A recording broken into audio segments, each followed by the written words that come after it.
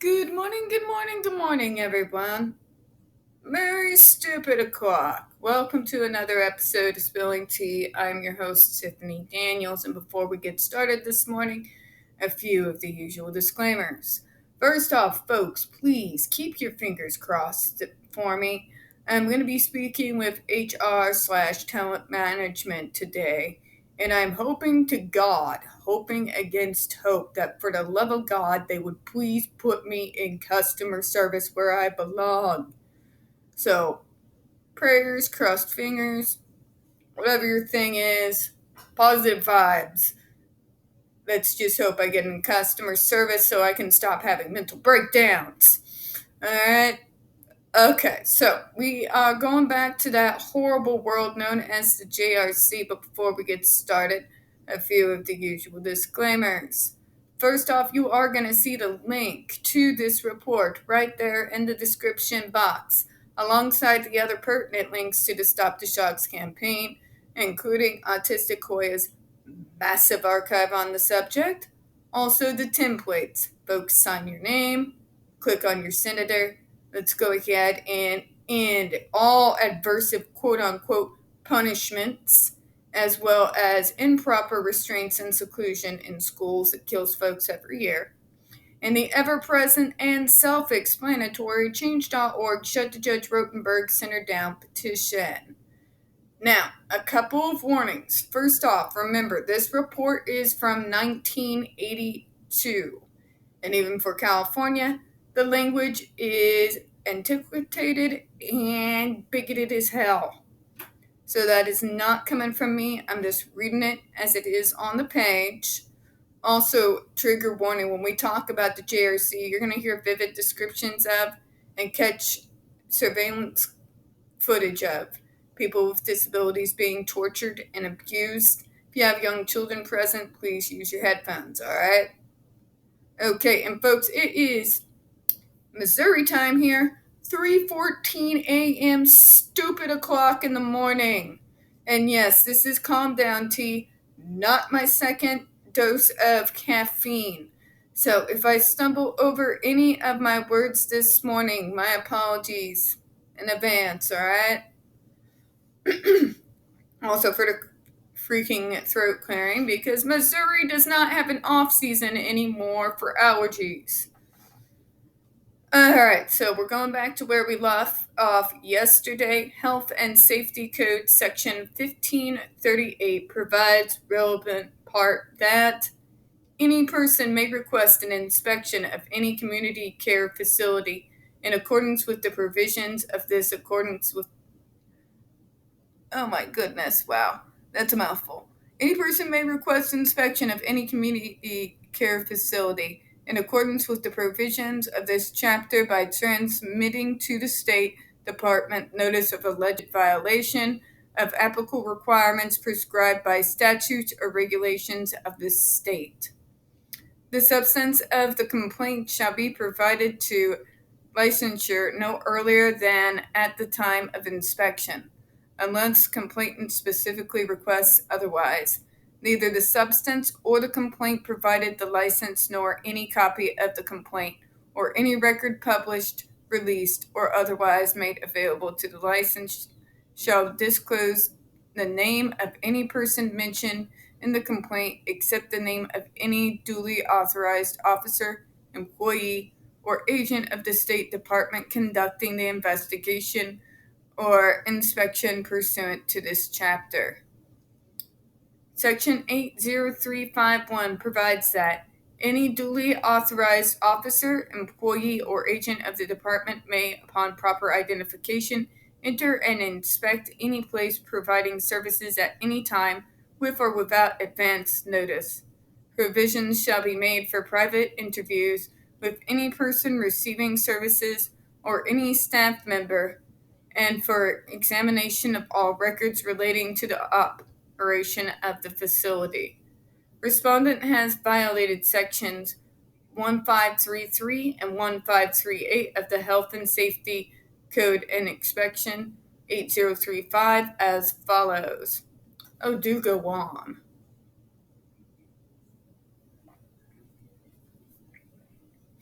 I want to know why the feds haven't been brought in yet at this point. On or about June 5th, 1981, department employees and complainants were denied the right to view the residence for one-on-one half hours. Respondent then denied department employees and consultants the right to examine the residence for bruises. Department personnel were very limited to hands-off viewing of residents while they were clothed. Why? If you're so proud of your handiwork, BRI/JRC, if it's the only thing that works, if it's just for the most extreme cases and it works so well, why are you keeping them from examining them properly or having doctors do it? I wonder. On or about March 2nd, 1981, student was told by blank that blank had been pinched on the buttocks because licensing evaluators do not examine the children's buttocks. Wow.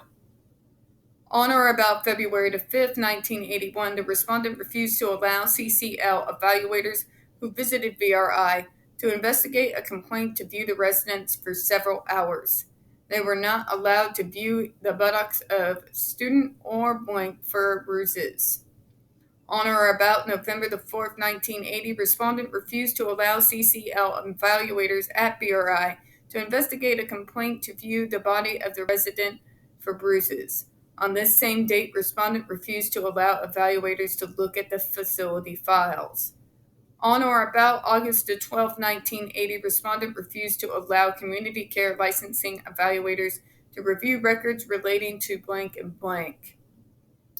Section 1539 of the Health and Safety Code provides that no license shall discriminate or retaliate in any manner against any person receiving services of such licenses, community care facility, or against any employee of such licensed facility on the basis or for the reason that such person or employees has initiated or participated in inspection pursuant in Section 1538.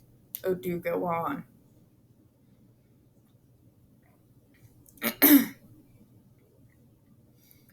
Respondent has violated Section 1539 of the Health and Safety Code as follows. During the period of licensure, respondent has threatened parents that if they complain about the program, their children will be terminated from BRI. Oh, really? So much with the whole, we refuse to suspend any children, right? So let me get this straight here. If the parents come forward and they complain about the mistreatment of their kids, then the kid's going to get expelled.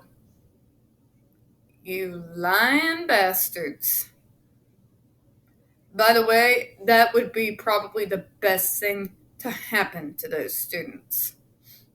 On or about March 10th, 1981, Judy Weber threatened to have student removed from the program if Miss Blank continued to question Blank's treatment at BRI. Wow.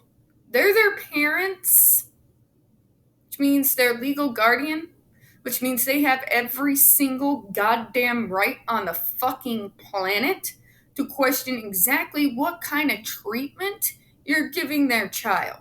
They have the right to visit them at any time, with or without advanced warning. They are their legal guardians. Who the hell do you think you are, JRC? Just saying. On or about March 5th, 1981, student was taken off any form of treatment as a result of mother's complaints. So, in other words, you first of all brainwash these parents, and then you threaten with, we're the only ones that can help them, but if you don't fall in line and stop complaining, we're just going to leave them out in the cold, and no one will ever help your child again. And it's bullshit, by the way. There are a lot of effective treatments, especially since 1982. Just saying. During During the period from May through October 1980, after his parents complained about the bruises on their son, respondent took student off any form of treatment and expressed a desire to get Noah Q out of BRI. I'm sorry, but if I were the student, if you keep complaining, we're going to take him out. I'd be like, Mom, keep complaining. Raise a stink. Do it. On or about May 16th, 1980, in response to parent complaints regarding the spanks that student was receiving, Blank told Miss Blank to go to the school and pick up the child. Blank also told Miss Blank that Blank should be picked up and that they would fight her like everyone else. Good God, really? So in other words, we're going to sit there, we're going to give them back to you, but they're going to fight you, they're going to be horrible, and you're just going to have to deal with it. So they brainwashed the parents continually. God. Blank also instructed Miss Blank not to talk to the blank. In or about October or November 1979, Blank told Blank that if she continued her complaints, her son would be without a program. Section 80409 provides an relevant part as follows. The licensure shall arrange or assist in arranging medical and dental care appropriate to the condition and needs of the person served. Okay, we're going to leave that off for tomorrow, but this was kind of loaded, wasn't it? So, you have the BRI, now JRC, refusing to allow the inspectors to actually see the bruises on the kids to make sure of what exactly was going on there.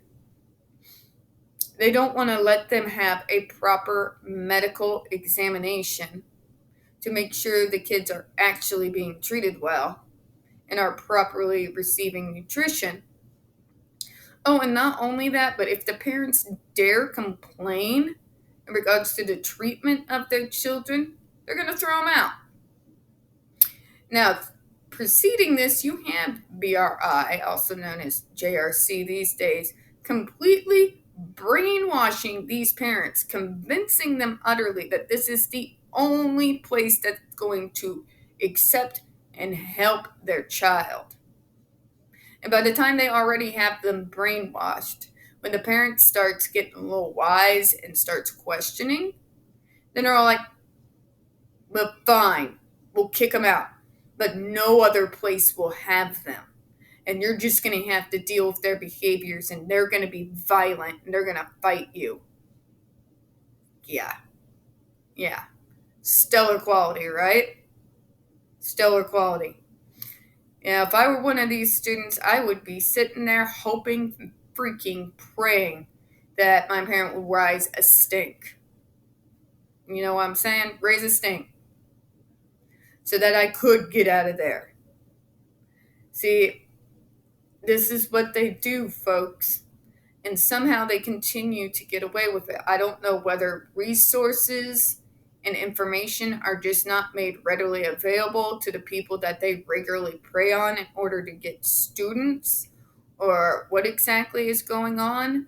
But there are so many other options in regards to treatment, especially if there's behaviors that's actually harmful to someone.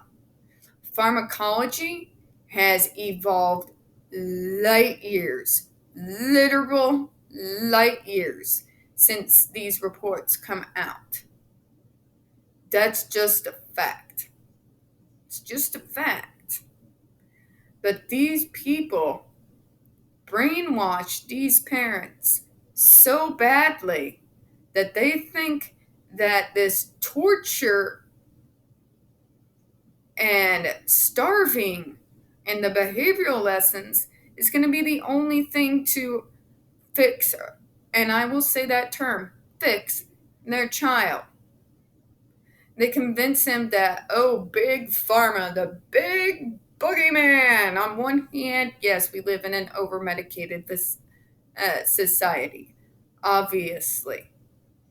But pharmacology has evolved a lot, and it can actually help a good large amount of people, especially those who do the self-harm, in regards to assisting them in fighting those neurological impulses to self-harm. You know what I mean? They also have medication that assists with aggression. I would know. Why? I worked in the field. But, anyways. So they brainwash the parents, and then when the parents start questioning the cruelty towards their child, or why their child has suddenly dropped weight, or why suddenly their child can't turn your head, how dare you question us? Your child has been thrown out of everywhere.